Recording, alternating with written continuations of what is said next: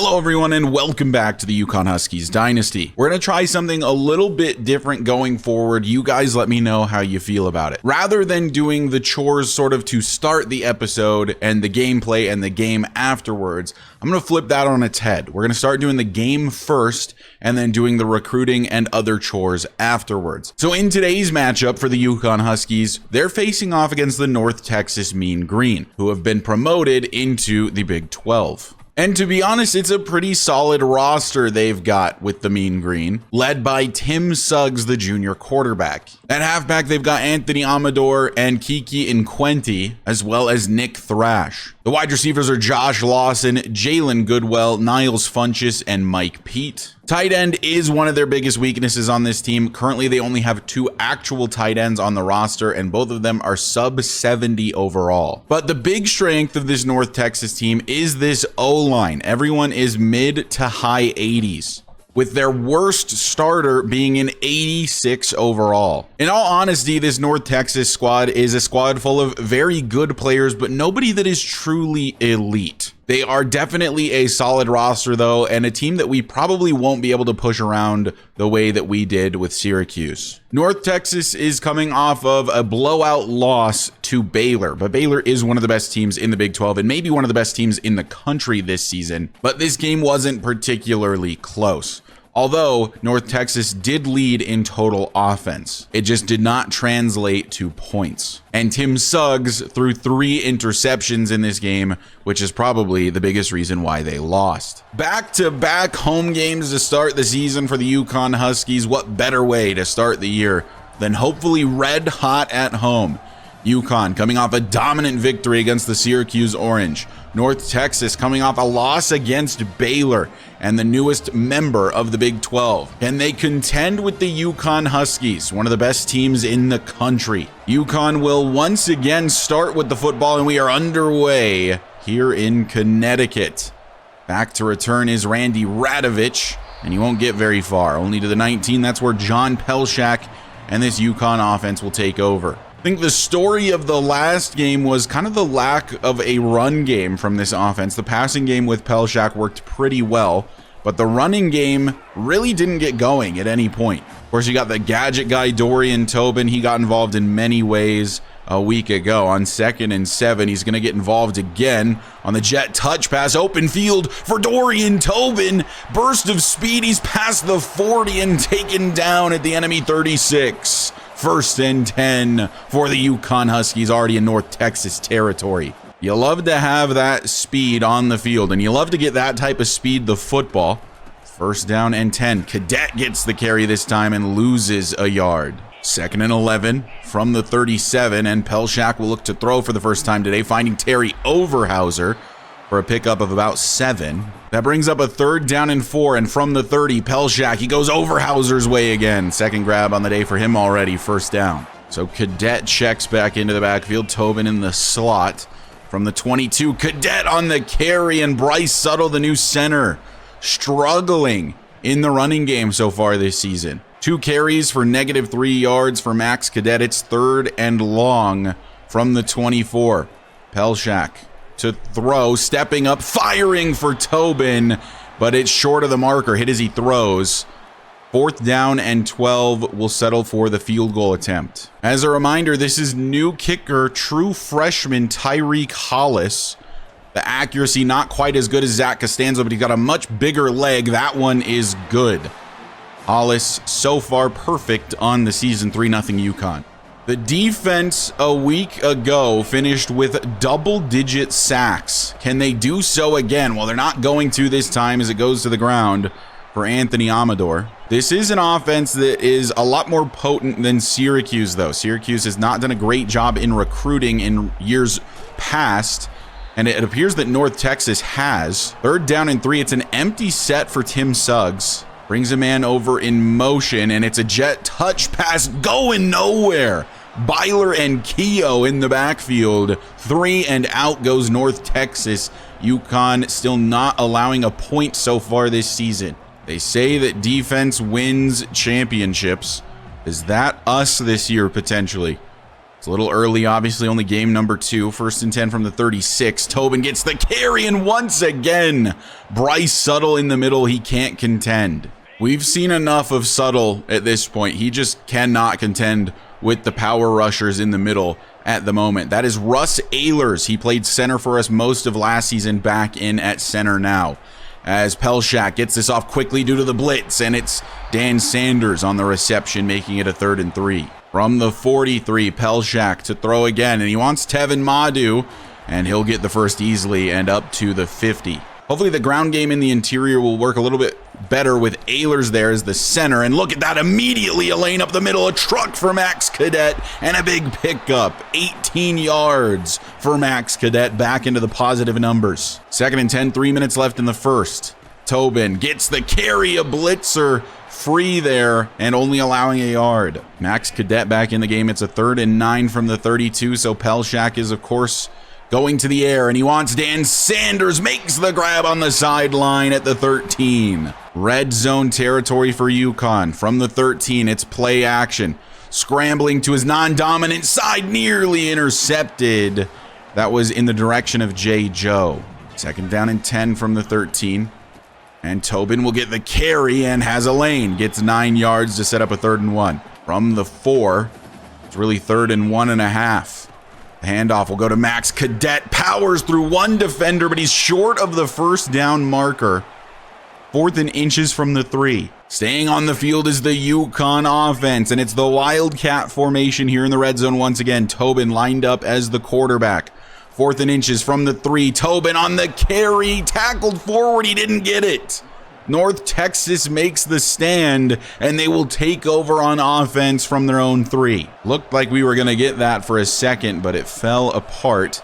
Suggs and the North Texas offense takes over. Got to imagine they go to the ground here, and they do, just barely escaping Johnny McNulty.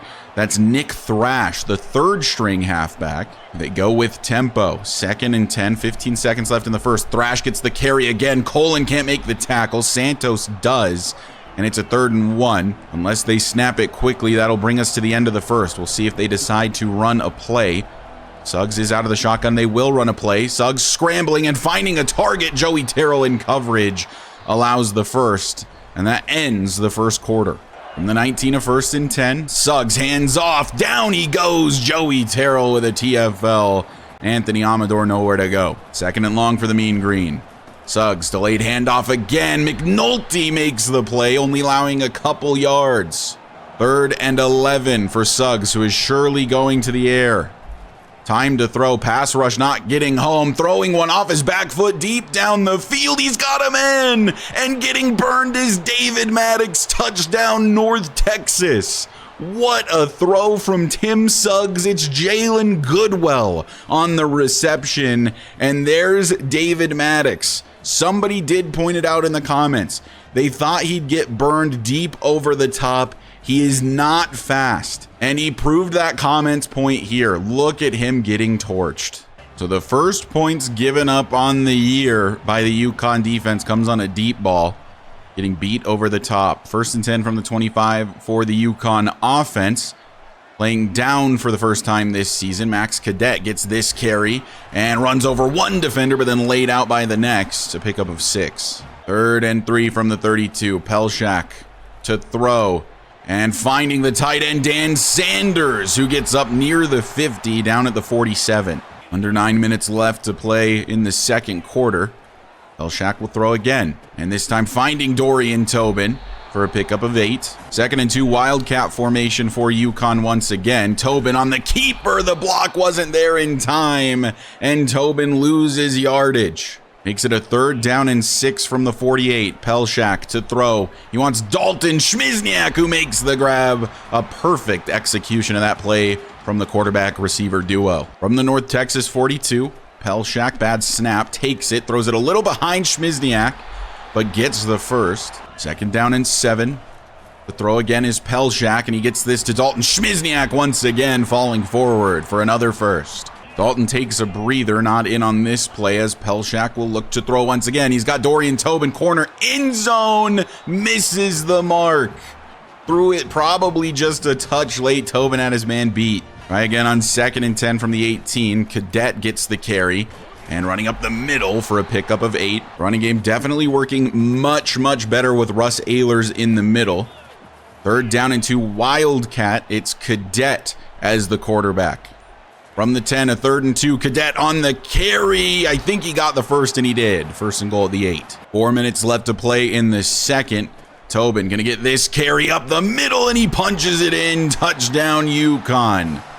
A Heisman hopeful Dorian Tobin looking to make his impact today and make his name known around the country as one of the best players in college football. He may have a chance at that trophy at the end of the year. But for now, he's scoring 6 for the UConn Huskies. So I would like to announce that pretty much immediately Joshua Dora is going to be replacing David Maddox. We just can't have that liability of speed back there, and down goes Suggs. Johnny Sparkplug McNulty with the sack. I just can't tell you how much I love seeing Johnny McNulty back on the field once more. Did not play a lot last season. I love that he's getting more of a shot here in his senior year. Suggs takes the check down to the left side. Bad angle taken from Santos, allows a good chunk of yardage. Makes it a 3rd and more manageable 5. Anthony Amador is the halfback in the backfield, and to throw is Suggs, nearly taking a hit but finding his target. Joshua Dora bringing down the tight end. That's Matt Head. 3 minutes left in the first half. 1st down and 10 RPO. This one's caught by Head again. Brought down quickly by Santos. 2nd and 9. They move Head to the left side this time. And looking to throw is Suggs, incomplete. Dora with the pass breakup. 3rd down and 9 for the Mean Green. From the 38, Suggs. Time to throw, really good pocket, but he throws an interception. It's Joshua Dora. He's immediately making a play. Josh Dora with the 44-yard pick 6. Got told to go in for David Maddox, and he immediately makes an impact. I guess Tim Suggs just never saw him because he jumped that route immediately, watching Suggs' eyes and getting 6 more. I'm trying to come up with a Dora the Explorer joke, but I can't think of one. 1st and 10 from the 17 for North Texas. Once again, Dennis Colin only allowing the yard there. Now down 17-7 after the pick 6. 2 games, 2 pick 6s for the UConn Huskies. This time it was the safety Joshua Dora. Blitz gets there, and Tim Suggs can't find a target. 3rd down and 9 as Suggs will look to throw. 2 minutes left to play. Suggs hit as he throws again. It's D'Angelo Townsend making an impact. 4th down and 9. They will punt it away. UConn could add more points before the half. 1st and 10, a minute 57 left to play in the half as Pelshak will look to throw. And he finds Dan Sanders. That was intended for Dorian Tobin, as that's the button I pressed, but Dan Sanders got a catch. On 2nd and 10, we go again. Pelshak to throw, and he's got Tevin Madu. Waited patiently for that to open up. Good block from Dalton Schmizniak. 1st and 10 up to the 19 for the Huskies. Jump forward to play. It's a 2nd down and 10. Pelshak looking to throw and trying for Tobin, but hit as he throws. 3rd down. From the 19, Pelshak on 3rd down gets this over the middle to Jeffrey Ritchie, and he drops it. Would have been, I believe, the first catch in the career of Jeffrey Ritchie. It was a bullet from John Pelshak, but I'd venture to guess just about any other receiver would have caught that. Not what you want to see from the freshman receiver, as Tyreek Hollis comes on for the field goal attempt, and that is good. 20-7 is the score. 1st down and 10 for North Texas. Looks like they're going to try to get some points before the half. Check down, and A.J. Hepburn with the tackle. Really nice job getting off the block there. 38 seconds left in the half. 2nd down and 9. And a throw left side, very short from Tim Suggs. And he knows that he missed it. From the 35, a 3rd and 9. They're still going to the air, and Suggs chased down by D'Angelo Townsend. Another sack for the senior defensive end. 4th and 20 coming up for the Mean Green. They will, of course, punt it away, and depending on how this punt looks, we may look to get some more points before the half. It's Randy Radovich, the corner, back deep to return, and he will take this one, cuts this, and then gets to the 45. 1st down and 10 from the 45. Terry Overhauser over the middle, and that's a 1st and 10 for UConn. We'll call our second timeout. From the 26, Pelshak to throw. Dalton Schmizniak one-on-one, touchdown UConn. Do not leave that man in press coverage. Dalton Schmizniak is a man beater if I've ever seen one, and with 15 seconds left on the clock, UConn gonna take a 26-7, hopefully 27-7 lead. Dalton Schmizniak, now a junior, picking up where he left off at the end of last year. An offensive explosion from UConn in the second quarter. They're gonna hand this ball off, allow this to go to halftime. UConn currently dominating. After the end of the first quarter, I was a little bit concerned. It seemed like we weren't playing our best, but now the offense is firing on all cylinders. It's 27-7, and UConn looks like themselves yet again. I don't know if you guys feel it too, but to me at the very least, this year has a completely different vibe. It feels like we're one of the best teams in the country. It doesn't feel like we're chasing the best teams in the country anymore. It feels like we're there. The unfortunate thing, though, for UConn is that there's really no big competition to test themselves against this season on the calendar. Last year, we had Alabama scraping a victory away. This year, though, our best opponent is probably Texas Tech, maybe Kansas State, one of the other Big 12 teams, as Suggs will look to throw here, and that is completed. But right there is Parker Sims wearing the number 2. You might see him a little bit more. With Dora getting promoted to safety, that leaves Sims as the 3rd safety that comes in certain packages. 2nd down and 12 as Suggs looks to throw and takes the check down left side. Nobody there. Santos comes up, makes the tackle. It is a pickup of 10, and that makes it a 3rd down and 2. Throwing immediately is the quarterback, Tim Suggs. Parker Sims was across the field. 1st down. From the 47, a 1st and 10 for the Mean Green. Suggs throwing over the middle of the field. Santos gets burned, but he does bring him down before allowing the touchdown. That's Mike Pete on the reception, and that's their 4th string receiver, burning one of our top corners. 1st and goal from the 3. North Texas looking good on this drive as it's a handoff up the gut, and tackled very late is Anthony Amador with the North Texas touchdown, chipping away at the lead. Well, that's the exact drive you want if you're a North Texas fan to open up the 3rd quarter. They were getting dominated a bit in the 2nd quarter, so that's exactly what they needed. This North Texas team is undoubtedly better than the Syracuse team we played a week ago. We cannot let our foot off the gas. I obviously don't feel like we've already won the game, though it's a great start as Cadet gets a carry for 2. Also, John Pelshak has played very well to start the season. And on 2nd down, Schmizniak gets the reception and gets his 5th catch on the day. 1st down and 10 from the 31 as Pelshak looks to throw again. Takes the drag route to Tevin Madu. Can't make the man miss. Trying to spin out of that tackle. Gets 8 yards. 2nd down from the 39. Cadet gonna get the carry. Run up the gut, and he's got the 1st. Run game definitely working way better with Russ Ehlers back in. From the 46, a 1st and 10. As this one will get to Dorian Tobin. Can't make anybody miss, but he does get the 1st. 254 yards already for Pelshak. Tobin lined up as the halfback here on 1st and 10. He will get the carry, and seemed like he had a lane, but it closed up pretty quick. 2nd and 6. Play action, and looking to throw is Pelshak. He finds Tevin Madu. He drops it. That is a touchdown for Tevin Madu if he makes that grab. It was a great throw from Pelshak, especially considering the hit he took. Look, I love Tevin Madu from the catches he made last season, but we gotta get receivers that can make these catches. Like, that is a touchdown. And I'm also noticing, I didn't see it immediately, but Dan Sanders was an even easier touchdown that I could have thrown even sooner. So you know what? I'll take a little bit of the blame there. Makes it a 3rd down and 6 from the 40. Pelshak looking to throw. He's got Dan Sanders again, but he's hit as he throws. It's only a 4-man rush. If the block holds for just a second longer, Dan Sanders gets his redemption and he gets his free touchdown. 4th and 6 from the 40, kind of in a no man's land territory. Hollis could probably make this kick, but we're gonna go for it here as Pelshak looks to throw. He's got Terry Overhauser wide open. He makes the grab. Sure-handed is Terry Overhauser. Up to the 20 and a 1st down for UConn.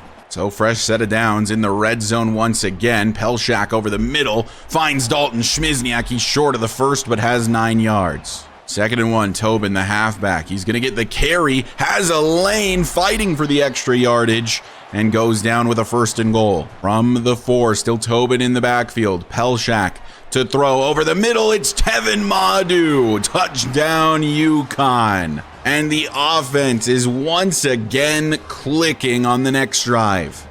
33-14. Tevin Madu a lot more involved in the offense this season. He earned it last year with a couple huge catches, and he gets 6 here. We are going for the 2-point conversion to make it a clean 35-14, a 21-point lead. From the 3, Pelshak will look to throw, firing over the middle. A little late for Dan Sanders. It's incomplete. 33-14, but it was not a good showing from this defense on that last drive from North Texas. It's one thing to get burned deep one time, but what is this? George Kiki getting beat badly, and there's not a lot of people faster than George Kiki, but apparently Jalen Goodwell is. Touchdown North Texas on one play. A week ago, this defense allowed less than 100 yards. They almost allowed that on this one play. Touchdown North Texas, and man, are we going to have a shootout here in the second half. Jalen Goodwell, he's a speedster, I guess. George Kiki, 97 speed, could not catch him. Some cracks appearing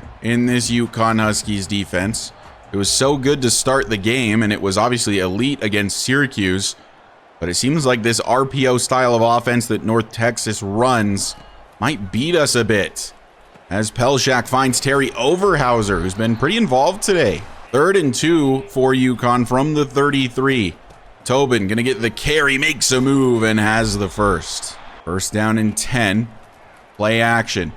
And he's got Dan Sanders deep down the field. He overthrew him by a step. This poor guy, Dan Sanders, he continues to cook. We continue to miss him. That one probably not a free touchdown, as it would have let him out of bounds, but the point still stands. That's 3 plays where he's just dusting his man coverage, and Pelshak can't find him, as Max Cadet gets a carry here, and Roy Norden of UNT is injured. 3rd and 4 from the 46. Pelshak brings a man over in motion. It's Tevin Madu. And then he'll look to throw. Scrambling to his right. Throwing for Madu. It's incomplete. Should have just taken that check down earlier. Now it's 4th and 4. This time we will punt it. Seems like this defense is susceptible to the big play, as there's been 3 of them that have beat us badly. 1st and 10 from the 20. Oh my goodness, I thought it was going to happen again. These in-breaking routes have been beating our man coverage badly. We've got some really great man coverage corners, so I've been doing a bit more man coverage this season, but they've kind of been getting cooked. Suggs appears to have found the formula, as it's the quick throws that are working.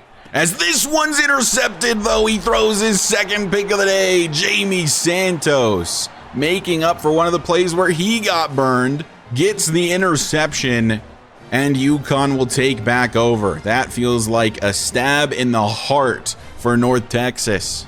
1st and 10, UConn deep in North Texas territory. Play action, and looking to throw his Pelshak, going over the middle. He finds Terry Overhauser, and he finds his way to the end zone. An interception, and then 1 play later, 6 points for the UConn Huskies. Terry Overhauser crowns himself much more involved in the offense so far this season. It's going to be 40-21 for the UConn Huskies. 1st and 10, North Texas once again. Maybe not quite the dagger on that last interception, but it's pretty close, as Suggs clearly rattled. Incomplete. 2nd down and 10. From the 16, Suggs back to pass. Has a man, incomplete. That's really good coverage from Jamie Santos. 3rd down and 10 from the 16. Tim Suggs running out of time. Has a man on the corner, and this time it's bad coverage from Santos. From the 29 of 1st and 10. And it's an RPO and just a little check down screen play for North Texas. Picks up 6. They go with tempo, and it's a 2nd and 4. This could end the 3rd quarter.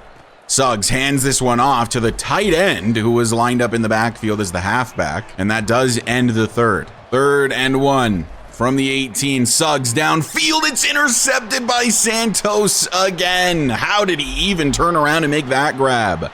Tim Suggs struggling. His third pick thrown on the day, the second one for Jamie Santos. I mentioned in the last episode, we have 4 guys with the house call ability.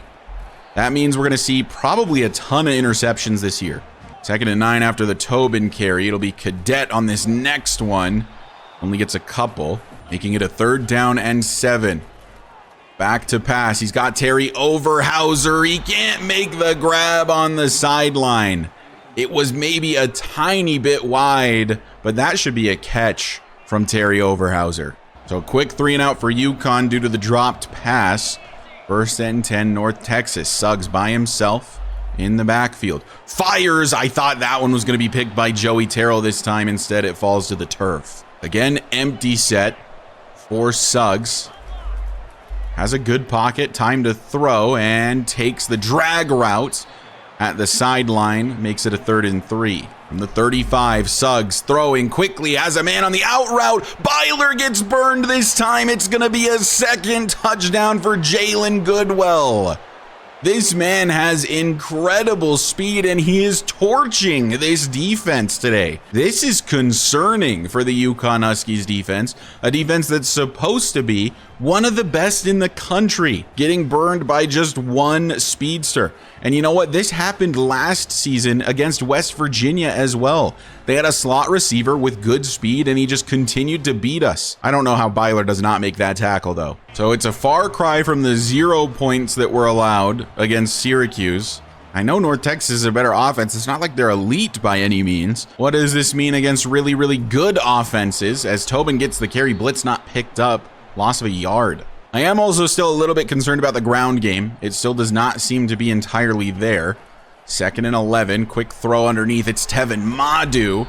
It does seem like the passing game is absolutely cooking so far this year, though. Wildcat for 3rd down and 1. Cadet gets the carry up the middle. He gets the first. Man, I didn't think he got that. From the 30, a 1st and 10. Pelshak to throw. Waits a while, gets it to Tobin. That's going to lose a yard. Tobin luckily slid down, so the clock does keep moving. 2nd and 11 from the 29. Quick throw. It's Tevin Madu again, and he'll find about 4 yards. Seems like North Texas might be sending heat on 3rd and 7. No, they back up. We're looking for Dan Sanders as it's knocked away. 4th down, UConn has to punt. This one's starting to get a little scary. 1st and 10, North Texas. Only down a couple scores. Suggs to throw over the middle. Broken tackle and a flag down at the end. It is going to be a holding penalty. So they'll reset and try again. 1st and 14 from the 24. Suggs back to pass. Running out of time. Throwing and finding a target for a pickup of 3. Nearly 400 yards for Tim Suggs. He threw 3 interceptions in the game against Baylor. He's thrown 3 against us. He's a gunslinger, I guess. He just throws the ball, and wherever it lands, it lands. Looking to throw on 2nd and 11. Good pocket. Tim Suggs, finally, he runs out of time. Took too long to throw it, and it's Johnny McNulty. Loss of 15 for Tim Suggs. 3rd and forever for the Mean Green. Suggs, it's a running back screen. Blocking is pretty good. Byler gets away from it, though, making up for the misplay on the last drive. 4th and 12. They, of course, are going to go for this. This is pretty much the game here if they don't convert. Suggs to throw. Running out of time again. Deep shot for Goodwell. Incomplete this time. Kiki not getting burned. Turnover on downs, and UConn takes over. From the 25, a 1st and 10 for the Huskies. Huge lane up the middle for Max Cadet. Nobody home at all, and a big 1st down pickup. Nearing the 2-minute timeout. 2nd and 5. Tobin gets the carry up the gut this time, laid out. Only a pickup of a yard. Definitely seems like Cadet is a little bit more efficient of a runner than Tobin, but Tobin just so useful in that receiving game. 3rd and 4 from the 6. Cadet gets the carry, trucks one defender and punches it in. Touchdown, Max Cadet. Look at how big those arms are. He's showing off the muscle with that running play. I love when they truck the defender like that, just showing off the power. And that should be the dagger. It's going to be a 19-point lead once again. Still a little bit of time for North Texas, but I don't think it's enough for 3 possessions. So what can North Texas do with the limited time remaining? Tim Suggs by himself runs out of time, and a short throw in the direction of Josh Lawson from the 18. Suggs changing up the play a lot. Looking to throw, has time again, but it runs out. You thought Adonis Keogh wasn't going to get home today. He does there.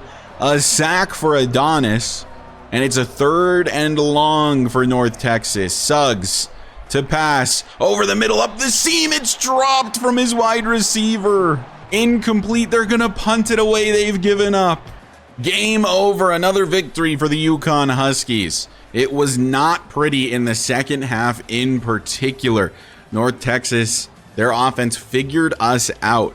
The quick passing game was cooking us, but hey, a really good performance for the freshman quarterback, John Pelshak, and a win is a win. That is a decent North Texas team. Are they a team that can contend for a playoff spot? No, absolutely not. But are they probably about a 7, maybe 6 win team in the Big 12? I think that they could definitely do that. A win is a win, but you'd prefer if it was a little bit better of a win against a slightly weaker opponent. We look at the team stats. It was 385 yards of total offense for North Texas, negative 20 rushing yards, but they did have 405 passing yards, which is very concerning. For player stats, John Pelshak, 41 attempts, even more than his 36 in the previous game, 27 completions, 337 yards, 3 touchdowns, no picks. We're definitely throwing the ball way more than we ever have, except for maybe season 1 with Nick Evers, where he threw for 40 touchdowns. In the rushing game, it was more of Max Cadet, which I think I want to see. I want him to basically be the primary back. Tobin is kind of in as a switch up back and then kind of primarily a receiver,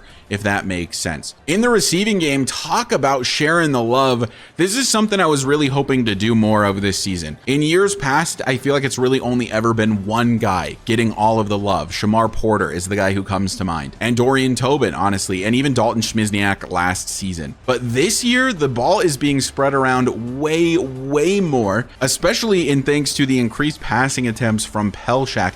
And he has been incredibly accurate. 6 for 73 and a touchdown for Schmizniak, 6 for 59 and a touchdown for Tevin Madu, 6 for 90 and a touchdown for Terry Overhauser, a guy I didn't necessarily expect to be involved a lot this season, 5 for 61 for Dorian Tobin, and 4 for 54 for Dan Sanders. It could have been an incredible day, by the way, for Dan Sanders. There were several missed opportunities to get him touchdowns. He could have been like 6 for 102 tutties. No sacks allowed. Dexter Ort with 5 pancakes as our right guard. I think that Russ Ehlers switch to center was huge for the running game, specifically for Max Cadet in the runs up the middle. So that will probably be a permanent change. I love Bryce Suttle. He's a sophomore. He has elite development. I'd love to play him, but he has bad power stats. He's a guy that I think maybe we need to consider a switch potentially to the outside, to tackle, maybe even to guard. He doesn't scream center to me at the moment because he has bad power pass blocking and bad run block power as well. Defensively, Jamie Santos leads with solo tackles with 5 and total tackles with 7. Dora with 6. So I think that was a worthwhile change. He of course had the pick 6 early in the game. You know who's been quiet this year though? Joey Terrell. Have not seen much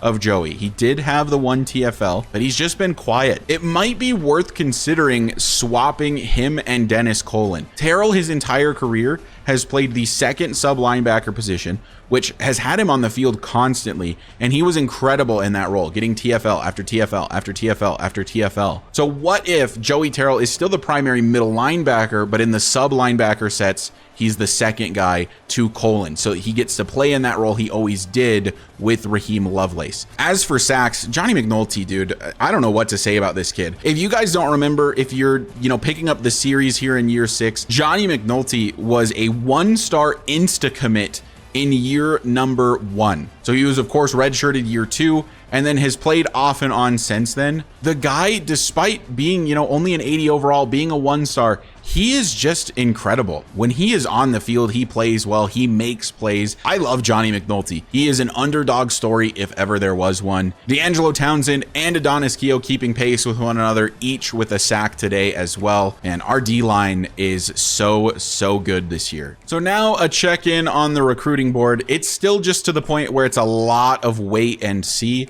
We are in second on McCartney, but gaining the most influence. He is in his top 5, so we can start switching him to a hard sell if we want to, but you might see what I'm seeing there in the bottom right. F, proximity to home, which is a big sell for him. Coach prestige is his biggest one, which we of course have. It's probably for the best that Spencer McCartney is a guy we leave on send the house, just because our hard sell with that 1F is not going to be as good. So he's a guy that we probably need to look to schedule a visit for ASAP. So what I've done is I freed up 15 points from Carl D'Imperio. We're taking a big lead over Vandy on him right now. And I took 25 points off of Alex Addison because we got on his board. That's all I really wanted. As long as we can kind of stay in the mix, I think we can pick him up later. We do need to, however, focus more on McCartney right now just to secure that 100%. And honestly, if we can bring him in against SMU, I think that's great. The sooner this guy comes in, the better, and that's going to have to be a victory. And of course, he likes coach prestige, so we'll do one-on-one coaching for his visit. So week 3, which is our next matchup against SMU, we have one of the biggest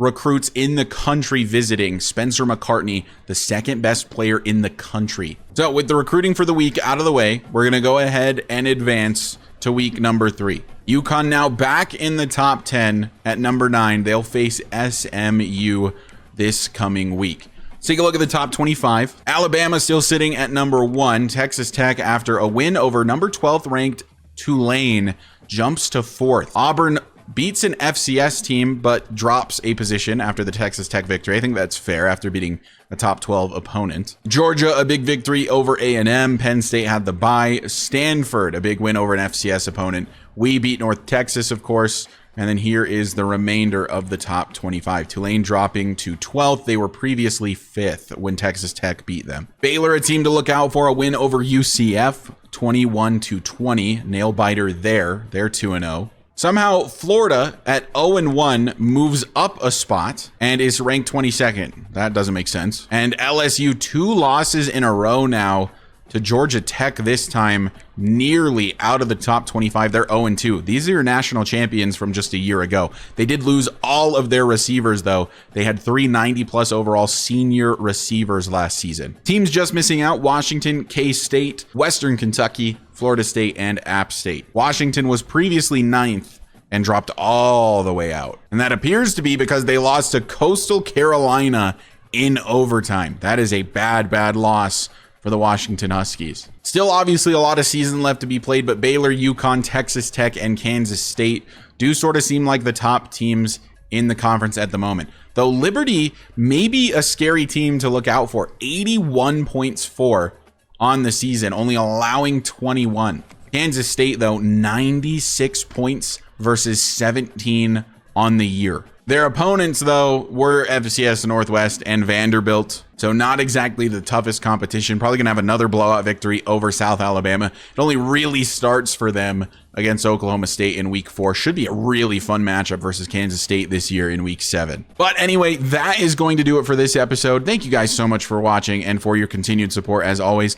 Let me know what you think of this format and doing the game kind of first before everything else. I think it's a little bit nicer. I think I can wrap things up a little bit more if we do game and then the kind of the chores and checking on the rest of the league afterwards. And I also want to build up sort of the league, I guess, a little bit more. I feel like we only focus on UConn, obviously, because that's the team we're controlling. But, you know, there's storylines elsewhere that we can follow, like North Texas being an up-and-comer, like Tulane being such a good team recently. So I just think when we play these teams, we should probably, you know, give them their flowers, highlight what they've done to get to where they're at right now, and show off the team a little bit more than I have been in the past. But shout out to the channel members as always. If you want to become a channel member, you can do so by hitting the join button down below, and you can do it for as low as $1 a month, and it does help me make these videos. And if you find yourself coming back on the regular and you aren't already subscribed, go ahead and hit that sub button for me. It does help me out a lot, and I will see you guys in the next episode where UConn has the 2nd ranked recruit in the country